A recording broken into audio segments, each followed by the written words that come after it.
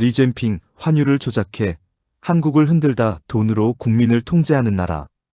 요즘 뉴스마다 환율이 폭등했다는 보도가 이어집니다. 달러당 1,500원을 넘나드는 환율, 생활비는 치솟고 물가는 잡히지 않습니다. 기업은 수입 비용이 올라서 힘들고 가게는 대출이자와 월세, 식비로 허덕입니다.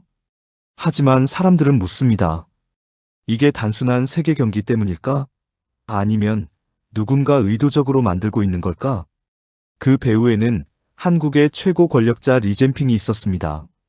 그는 환율을 경제수단이 아닌 통제의 도구로 바꾸고 있었습니다. 리젠핑은 경제를 단순히 숫자, 게임으로 보지 않았습니다. 그에게 경제는 국민의 의식을 조종하는 장치였습니다. 그의 전략은 단순했습니다. 돈이 부족하면 사람은 침묵한다. 그는 의도적으로 환율을 올려 물가를 끌어올렸습니다. 그러면 국민은 불안해집니다. 불안한 사람은 자유보다 생존을 택하게 됩니다. 그 순간 국민은 통제하기 쉬워집니다. 리젠핑은 이런 경제 공포를 정치적으로 활용했습니다. 그는 마치 말했습니다. 국가가 아니면 당신의 삶은 버틸 수 없다. 리젠핑의 환율 전략은 세 가지로 나뉩니다. 1. 고환율로 수출 기업의 단기 이익을 부풀린다. 기업들은 일시적으로 돈을 벌지만 실제 내수는 붕괴됩니다. 2. 원화 가치 하락으로 자산 불평등을 가속화한다. 부동산과 달러 자산을 가진 사람은 더 부자가 되지만 현금만 가진 서민은 하루가 다르게 가난해집니다. 3. 금융 불안을 빌미로 국민을 통제한다. 국가가 나서야 한다는 명분으로 세금, 규제, 임대 정책, 대출 제한을 강화하며 경제 전반을 중앙 통제형 구조로 바꿔갑니다. 리젠핑은 이런 식으로 한국 경제를 위기 상태로 유지하면서 권력을 공고히 해왔습니다. 그 결과 한국 사회는 급속히 두 개의 나라로 나뉘기 시작했습니다. 자산을 가진 상위 10%는 환율 상승의 수혜자가 됩니다. 달러 예금, 금, 부동산, 주식 그들의 자산 가치는 오릅니다.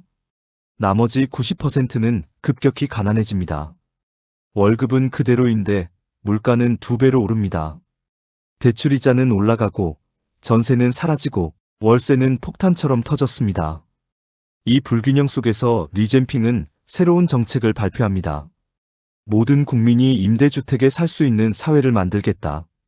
겉보기엔 복지처럼 들렸지만 속을 들여다보면 소유하지 못하는 사회를 만드는 것이었습니다. 집도, 돈도, 생계도 모두 국가가 관리하는 체계. 자유로운 국민이 아니라 의존적인 국민이 만들어지고 있었습니다. 하지만 모든 국민이 그에게 속아 넘어간 건 아니었습니다. 일부 경제 전문가들과 젊은 세대는 눈치채기 시작했습니다. 환율은 단순한 경제 문제가 아니야. 이건 통제의 시작이야. 그들은 달러 자산을 공부하고 비트코인이나 금 같은 대체 자산에 눈을 돌렸습니다. 또 일부는 소유의 자유를 되찾기 위해 작은 부동산이나 자영업, 기술 기반 창업으로 나섰습니다. 이들은 국가가 통제하는 구조에서 벗어나 자신의 경제를 스스로 만들기 시작했습니다. 그러나 그 과정은 험난했습니다.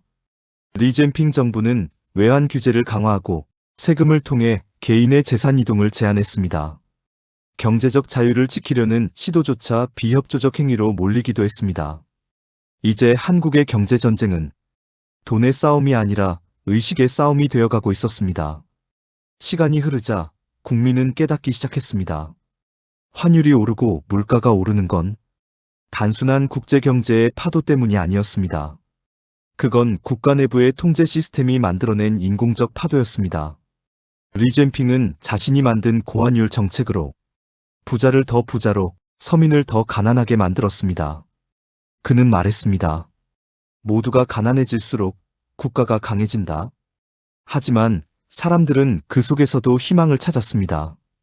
몇몇 젊은이들은 이제 우리가 경제의 주인이 되어야 한다고 외쳤고, 자영업자와 창업가들은 누구의 허락 없이도 살아갈 수 있다는 믿음을 가졌습니다.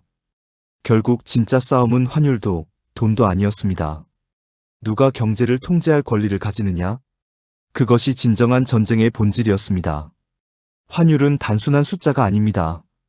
그건 권력의 그림자이자 국민의 자유를 조이는 밧줄입니다. 리젠핑은 돈으로 국민을 통제하려 했습니다. 하지만 역사는 늘 같은 결론을 냅니다. 돈은 권력을 지탱할 수 있어도 사람의 자유를 영원히 묶을 수는 없습니다. 진짜 부자는 돈을 가진 자가 아니라 돈에 휘둘리지 않는 사람입니다.